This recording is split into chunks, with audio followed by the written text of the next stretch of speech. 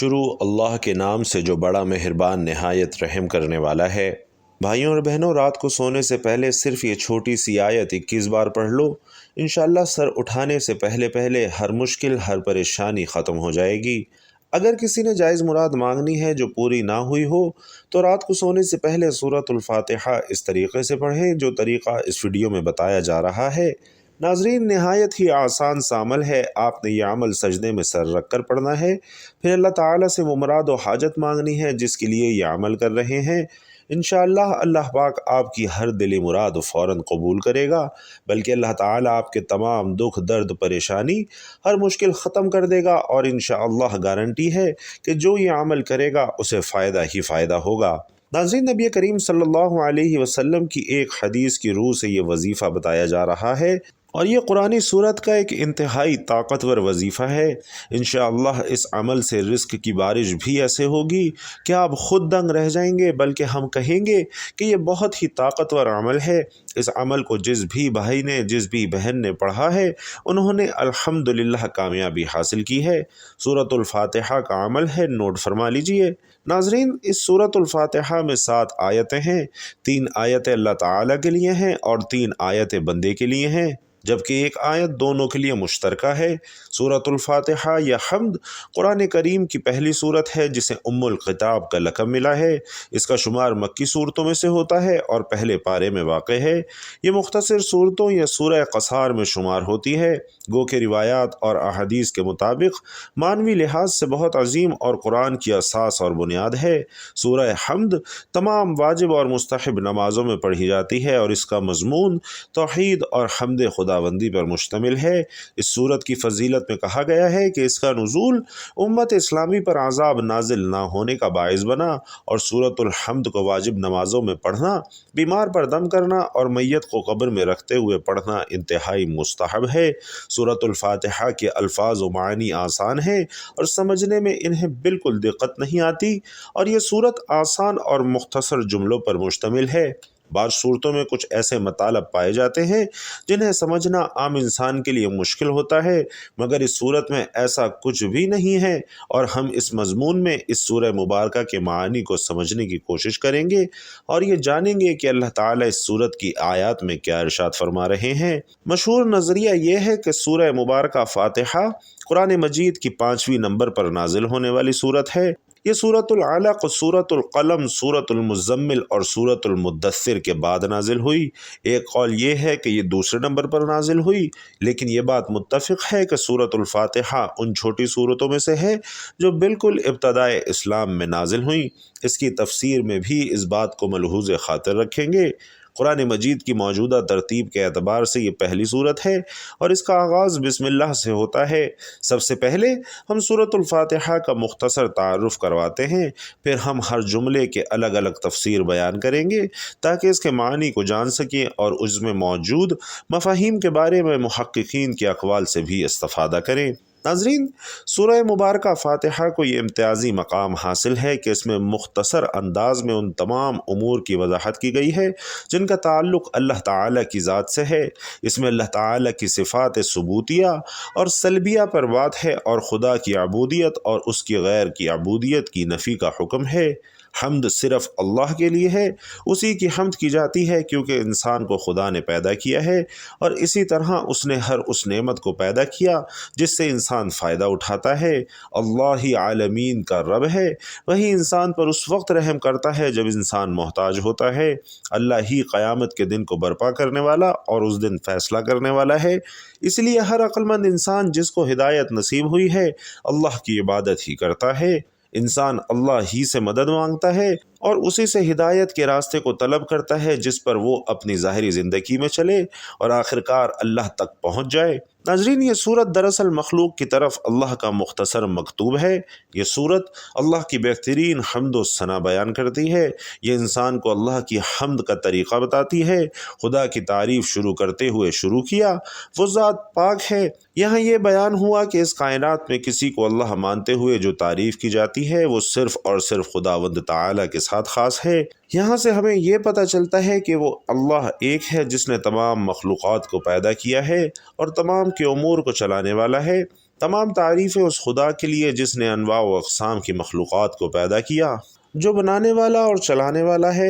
اس نے کائنات کے قوانین کے درمیان مطابقت پیدا کی۔ آسمان اور زمین میں مطابقت ہے، اسی طرح خود انسان کی تخلیق ایک شاہکار ہے جسے بہترین انداز میں پیدا کیا ہے۔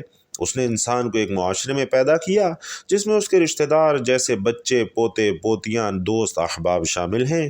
قوموں کے ساتھ تعلقات ہیں جو باہم مل کر مشترکہ مفادات کے حصول کے لیے رہتے ہیں۔ ساری کائنات میں ایک مطابقت ہے، حیوانات، نباتات میں مطابقت ہے، اور اللہ نے ان سب کو انسان کے لیے مسخر کر دیا ہے۔ اللہ تعالیٰ کی اس عظیم تخلیق اور اس کی تدبیر امور پر حمد ہے۔ ناظرین، قرآن مجید کی چھوٹی بڑی تمام صورتوں کے مطالعے کے دوران یہ معنی واضح ہو جاتا ہے۔ اس کائنات کی تخلیق اور اس میں موجود دقیق نظام دیکھ کر انسان اللہ کی حمد و ثنا کرتا ہے۔ کبھی کبھی کچھ لوگوں کے لیے چیزوں کو مزید واضح کرنے کی ضرورت ہوتی ہے، اور اس میں ان لوگوں کے لیے اس کائنات کی وسعتوں اور اس میں موجود پیچیدہ نظاموں کو تفصیل سے بیان کرنا پڑتا ہے، اور یہ وضاحت کے ساتھ بتانا پڑتا ہے کہ اس پیچیدہ نظام کو چلانے کے لیے ایک حکمت والے صاحب اختیار کی ضرورت ہے۔ قرآن مجید کی بہت سی آیات اس کی وضاحت کرتی ہیں۔ خدا کی تخلیقات، اس کی تخلیق میں پائی جانے والی خوبصورتیاں اور اس کی تخلیقات کا باہم مربوط ہونا، یہ سب اس بات کا تقاضا کرتے ہیں کہ اس خالق و مالک کی حمد کی جائے۔ جب کسی چیز کی تعریف کی جاتی ہے، مثلا ہم کہتے ہیں کہ یہ باغ کتنا خوبصورت ہے، یہ چیز کس قدر تعجب آور ہے، یہ چیز کتنی زبردست ہے، اور یہ آسمان کس قدر وسعت رکھتا ہے، تو یہ سب اللہ کی تعریف کے زمرے میں آتا ہے۔ ہم کسی چیز کی بڑھائی، اس کی وسعت یا انسان کی قدرت، قابلیت سے جانتے ہیں۔ وہ قابلیت جس سے وہ قسم قسم کی دریافتیں کرتا ہے، یا چیزیں ایجاد کرتا ہے، مسائل کا حل نکالتا ہے، فکر کرتا ہے۔ ہر وہ عمل جس کے ذریعے سے انسان کسی کی مدح کرتا ہے، در حقیقت یہ مدح اللہ کی طرف پلٹتی ہے۔ بہت سے لوگ کائنات کی پیچیدہ مخلوقات کو جانتے ہیں، اس پر حیرانی کا اظہار کرتے ہیں، مگر ان کے بنانے اور چلانے والے کی طرف توجہ نہیں کرتے۔ اللہ کا شکر ہے، اور وہ پاک ذات ہے۔ الحمد کے بعد اللہ تعالیٰ نے عالمین کو اپنی مربوطیت کی طرف متوجہ کیا ہے اور رب العالمین ہونے کا ذکر کیا ہے۔ یہ رب العالمین اللہ سبحانہ و تعالی ہے، اور عام طور پر لوگ اس بات کا اعتراف کرتے ہیں، اور جزیرہ عرب میں بھی ایسا ہی تھا۔ باوجود شرک کرنے کے وہ کائنات کو اللہ کی ہی تخلیق مانتے تھے۔ اللہ تعالیٰ قرآن مجید میں ارشاد فرماتا ہے، اور اگر آپ ان سے پوچھیں آسمانوں اور زمین کو کس نے پیدا کیا ہے، تو یہ ضرور کہیں گے اللہ نے۔ اور ناظرین، ربوبیت کا مقام دراصل مخلوق کے امور کو منظم کرنے، ان کی ضروریات کو پورا کرنے، ان کے معاملات کو سدھارنے کو کہتے ہیں۔ جب یہ کہا جاتا ہے کہ یہ فلاں چیز کا رب ہے، تو اس کا مطلب ہوتا ہے کہ وہ اس چیز کا مالک ہے۔ مثلا جب رب الغنم یعنی بھیڑوں کا رب کہا جاتا ہے، تو یہ ان بھیڑوں کے چرانے والے اور دیکھ بھال کرنے والے کے لیے استعمال ہوتا ہے، جسے ہم چرواہا بھی کہتے ہیں، جو انہیں چرانے کے لیے لے جاتا ہے۔ تو ربوبیت کا مطلب یہ ہے کہ رب اس چیز کا مالک اور اس سے متعلق ہے۔ اسی لیے عام سادہ لوگ طبیعتاً ایسے کو رب بنا لیتے ہیں جو ان کے جذبات کے قریب ہوتا ہے اور ان کی ضروریات کو پورا کرتا ہے۔ اسی لیے ہم دیکھتے ہیں کہ توحید کے نام شروع ہونے والے مذاہب میں شرک در آتا ہے، اور بہت دفعہ ایسا ہوتا ہے کہ ان میں شرک غالب آ جاتا ہے اور اللہ سبحانہ و تعالیٰ کو آہستہ آہستہ بھلا دیا جاتا ہے، اور اس کی وجہ یہی ہوتی ہے کہ وہ معمولی حیثیت والا شبیہ کی صورت میں ہوتا ہے جسے یہ اللہ قرار دے رہے ہوتے ہیں۔ یہ لوگ اس ظاہری وجود کے پیچھے کسی خدا کے قائل نہیں ہوتے۔ بعض اوقات کچھ لوگ یہ عقیدہ بھی رکھتے ہیں کہ یہ معمولی اختیارات والا ادنا رب ہے، اور بڑا رب عرش پر ہے، اور بڑا رب اللہ سبحانہ و تعالی ہے، اور بڑا خدا انسانوں اور زمین سے کوئی تعلق نہیں رکھتا کیونکہ یہ ان کے قریب نہیں ہے۔ وہ خدا مثلا ملائکہ کے قریب ہے جو آسمانوں سے تعلق رکھتے ہیں۔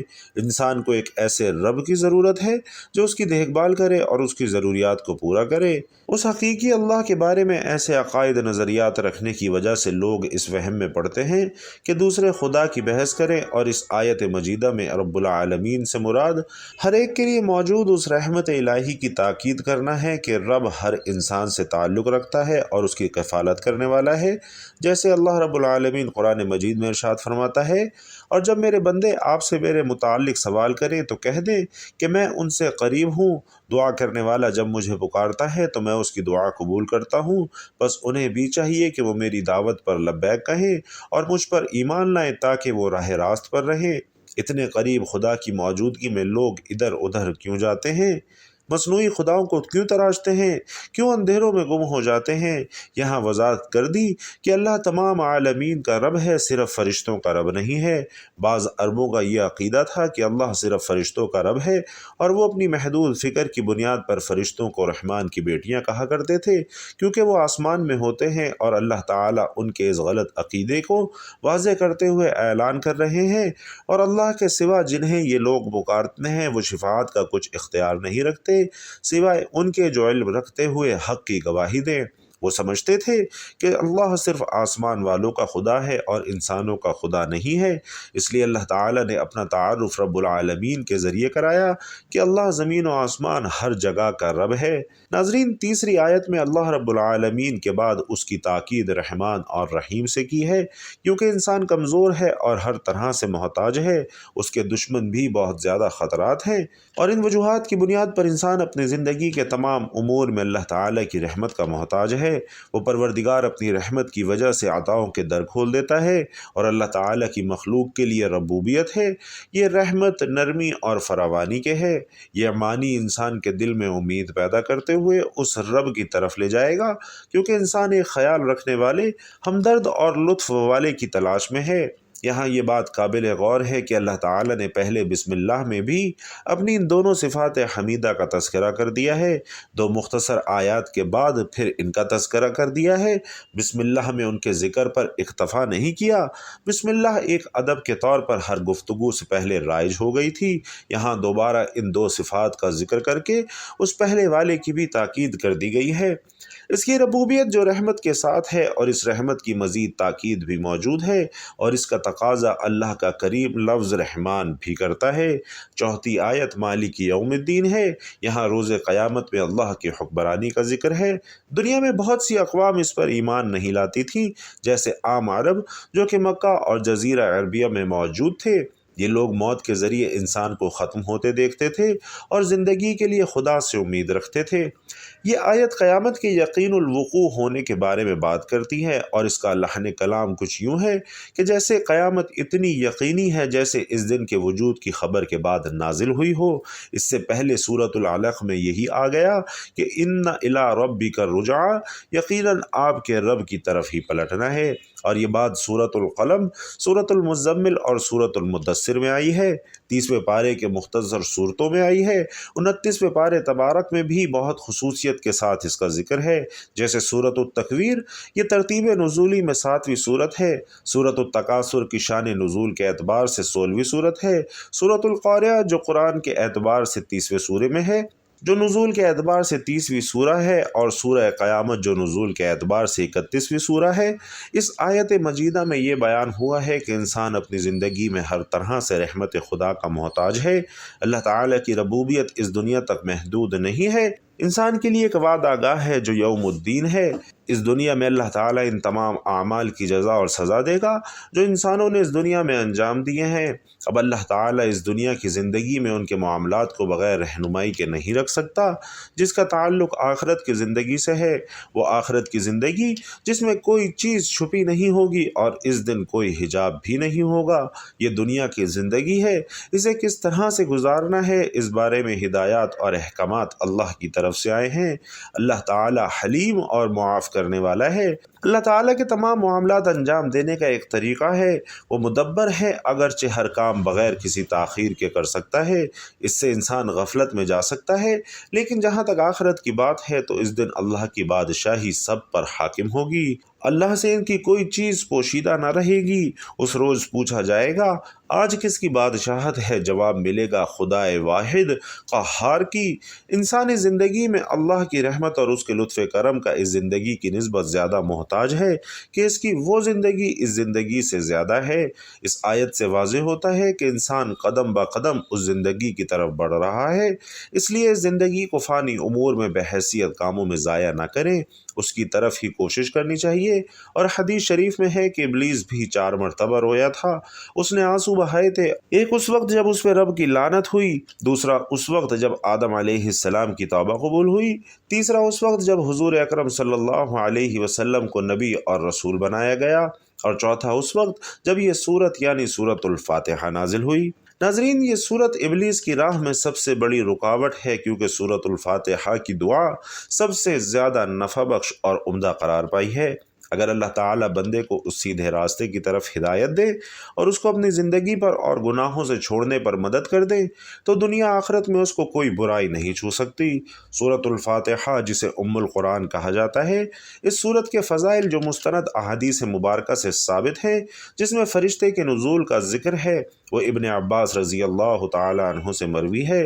حضرت عبداللہ بن عباس رضی اللہ تعالی عنہ فرماتے ہیں، ایک دن جبرائیل علیہ السلام رسول اللہ صلی اللہ علیہ وسلم کے پاس بیٹھے تھے کہ انہوں نے اپنے اوپر ایک زوردار آواز سنی۔ انہوں نے سر اٹھایا اور فرمایا، یہ زوردار آواز آسمان کا ایک دروازہ ہے جو آج سے پہلے کبھی نہیں کھلا۔ پھر فرمایا، یہ ایک فرشتہ ہے جو آج سے پہلے کبھی زمین پر نہیں اترا۔ اس فرشتے نے رسول اللہ صلی اللہ علیہ وسلم کو سلام کیا اور دو نوروں کی خوشخبری دی اور کہا کہ یہ دو نور آپ ہی کو دیے جا رہے ہیں، آپ سے پہلے کسی نبی کو نہیں عطا کیے گئے، ایک سورۃ الفاتحہ اور ایک سورۃ البقرہ کی آخری دو آیات۔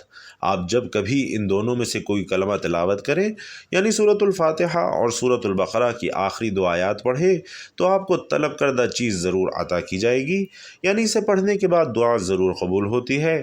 قرآن کریم میں سب سے پہلے سورۃ الفاتحہ ہی لکھی گئی ہے اور نماز بھی اس سے شروع ہوتی ہے۔ اس سورت کا نام ام الکتاب بھی ہے اور اس سورت کا نام سورۃ الشفاء بھی ہے۔ اس لیے رسول کریم صلی اللہ علیہ وسلم نے فرمایا کہ سورۃ الفاتحہ ہر بیماری کے لیے شفا ہے، بلکہ یہ سورۃ الفاتحہ ہر مسئلے کا حل ہے، ہر بیماری کا علاج ہے اور ہر بیماری کی دوا ہے۔ لہٰذا ناظرین، آپ کو اگر کوئی بھی مسئلہ ہو یا اگر کسی نے جائز مراد مانگنی ہو جو پوری نہ ہوئی ہو، تو رات سونے سے پہلے ہی سورۃ الفاتحہ اس طریقے سے پڑھیں کہ جب ایاک نعبد و ایاک نستعین پر پہنچے تو 21 مرتبہ یہ آیت پڑھیں۔ اسے پڑھتے رہیں جب تک 21 بار مکمل نہ ہو جائے۔ سورۃ الفاتحہ مکمل پڑھ کر سجدے میں سے سر اٹھا لیں اور آپ نے سورۃ الفاتحہ کو سجدے میں سر رکھ کر پڑھنا ہے۔ پھر اللہ تعالیٰ سے وہ مراد، وہ حاجت مانگنی ہے جس کے لیے آپ یہ عمل کر رہے ہیں۔ انشاءاللہ آپ کی ہر دعا، ہر دلی مراد ضرور قبول ہوگی۔ جب ہم پر مصیبتوں کے پہاڑ ٹوٹ پڑے، مشکلات میں گھر جائیں یا کہیں بھنور میں پھنس جائیں، تو سجدوں کے ذریعے ہی رب کو راضی کیجیے۔ ناظرین، سجدہ ہر پریشانی کا علاج ہے، بلکہ سجدہ ایسی عبادت ہے جس پر ساری کائنات کا اتفاق ہے۔ لہٰذا آج کا یہ سجدے کا عمل آپ کر کے دیکھیے۔ انشاءاللہ سخت حاجت کے لیے اور قحط سالی دور کرنے کے لیے سجدے میں سر رکھ کر سورۃ الفاتحہ کا یہ آیت کا عمل انتہائی مجرب ہے۔ ناظرین محترم، سب سے پہلے آپ نے اپنے مقصد کی نیت کرتے ہوئے درود پاک پڑھنا ہے اور 7 مرتبہ آپ نے درود پاک کی تلاوت کرنی ہے۔ درود پاک پڑھ کر آپ نے سجدے میں سر رکھنا ہے اور سجدے میں سر رکھ کر آپ نے سورۃ الفاتحہ پڑھنا شروع کر دینی ہے۔ جب آپ ایاک نعبد و ایاک نستعین آیت پر پہنچے تو آپ نے یہ آیت 21 مرتبہ پڑھنی ہے۔ اس کے بعد آگے سورۃ الفاتحہ مکمل کر لینی ہے۔ جب آپ سورۃ الفاتحہ مکمل کر لیں تو آپ نے پھر 7 مرتبہ درود پاک پڑھنا ہے اور سجدے سے سر اٹھا لینا ہے۔ پھر آپ کی جو بھی حاجت ہوگی، جو بھی آپ کی مشکل پریشانی ہے، آپ نے اللہ تعالیٰ سے اس کی دعا کرنی ہے۔ انشاءاللہ اس وظیفے کی برکت سے آپ کی تمام پریشانیاں اللہ پاک دور کر دے گا، آپ کے تمام مسائل انشاءاللہ حل کر دے گا۔ فرمان نبوی صلی اللہ علیہ وسلم ہے کہ سجدے کی حالت میں بندہ اپنے رب کے قریب ترین حالت میں ہوتا ہے، اس لیے سجدے میں کثرت سے دعا کیا کرو۔ مسلمان تو دوران سجدہ زمین کے چھوٹے سے ٹکڑے پر آسمان کی بلندیوں اور وسعتوں میں پہنچ جاتا ہے۔ لہٰذا آج کا یہ عمل اس وقت کریں جب آپ پر مصیبتوں کے پہاڑ ٹوٹ پڑے، آپ غموں میں گھر جائیں اور آپ کہیں پھنس جائیں، تو رات کو سونے سے پہلے سجدے میں سر رکھ کر سورۃ الفاتحہ کی یہ آیت 21 بار پڑھیے۔ انشاءاللہ جو بھی آپ کی حاجت ہوگی بہت جلد پوری ہو جائے گی۔ مقصد کے حصول تک عمل کو روزانہ جاری رکھیے، کیونکہ اللہ تعالیٰ سجدے کے دوران کرنے والوں کے بہت قریب ہوتا ہے اور وہ راز و نیاز کی باتیں کرنے والوں کی دعا قبول کرتا ہے۔ اللہ تعالیٰ سے امید لگانے والوں کی اللہ تعالیٰ امید سنتا ہے، اس کا جواب دیتا ہے۔ جو بھی اللہ کے قریب ہو وہ اللہ کے ہاں پھر نوازشیں اور بلند مقام پاتا ہے۔ سورۃ الفاتحہ سے متعلق علامہ ابن قیم کا عمل بھی نوٹ فرما لیجئے۔ علامہ ابن قیم فرماتے ہیں کہ آپ کے جسم میں کہیں بھی درد ہے، آپ نے اس درد کی جگہ پر ہاتھ رکھ کر 7 مرتبہ سورۃ الفاتحہ پڑھنی ہے۔ یہ سورۃ الفاتحہ پوری پڑھ لینی ہے، 7 مرتبہ پڑھیں اور پھونک مار دیں۔ انشاءاللہ دن میں 2 مرتبہ اگر آپ یہ عمل کریں گے آپ کو انشاءاللہ احساس ہو جائے گا کہ آپ کو آرام آ رہا ہے۔ لیکن اگر دن میں 1-2 مرتبہ یہ عمل کریں آپ کو آرام نہ آئے تو انشاءاللہ 1-2 دن میں ضرور آ جائے گا۔ اور اگر آپ اول و آخر درود شریف بھی پڑھ لیں تو پھر اور زیادہ فائدے اور اثر انگیزی ہے، یعنی سورۃ الفاتحہ پڑھنے سے پہلے اور سورۃ الفاتحہ پڑھنے کے بعد بھی درود ابراہیمی پڑھ لیجئے۔ ناظرین، یہ طب نبوی میں سے ہے کہ اگر آپ 7 مرتبہ سورۃ الفاتحہ پڑھ کر درد کی جگہ پر پھونک مار دیں گے یا پانی پر دم کر کے پی لیں گے تو انشاءاللہ اس درد سے آپ کو خلاصی ملے گی۔ اللہ تبارک و تعالی سے دعا ہے کہ آپ سب کی تمام جائز حاجات خواہشات پوری فرمائے، آمین یا رب العالمین۔ اور ناظرین، آخر میں اللہ تعالیٰ کے 2 طاقتور صفاتی نام یا رحمان یا رحیم کمنٹ باکس میں ہدیتاً تحفتاً ضرور لکھتے جائیے گا۔ اللہ تعالیٰ آپ سب کا حامی و ناصر ہو، آمین یا رب العالمین۔ السلام علیکم ورحمۃ اللہ وبرکاتہ۔